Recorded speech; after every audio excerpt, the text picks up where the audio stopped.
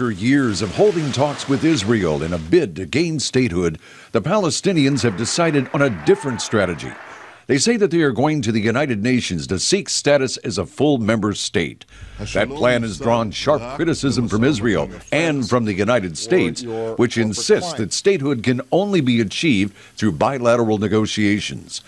Longtime Palestinian legislator and official Hanan Ashrawi asserts the Palestinians are entitled to act on their own. We don't need permission from Israel. The right to self-determination and statehood and sovereignty is enshrined in UN resolutions, in the UN Charter, and international law.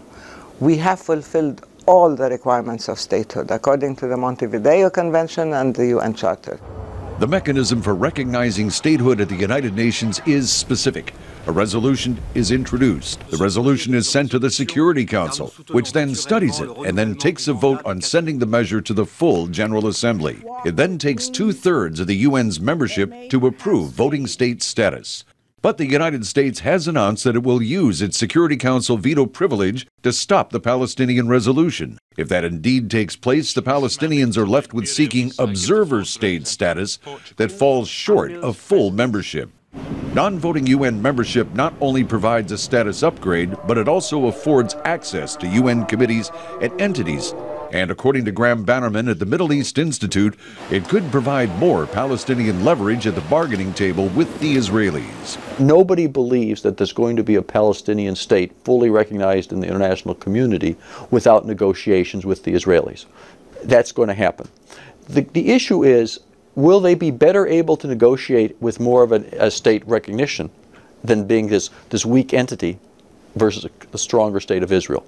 The Israeli Prime Minister Benjamin Netanyahu continues to say that peace will only be achieved through direct negotiations.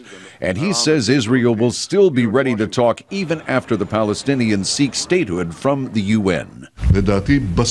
After the smoke clears, after all that is happening at the UN, at the end, the Palestinians will come to their senses, this is what I hope, and will abandon these moves that bypass negotiations.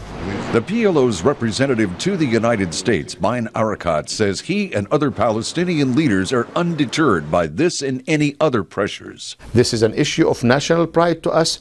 Our freedom and independence are not on the table for bargaining. We will not bargain on our freedom and independence, no matter what the repercussions and the consequences are going to be.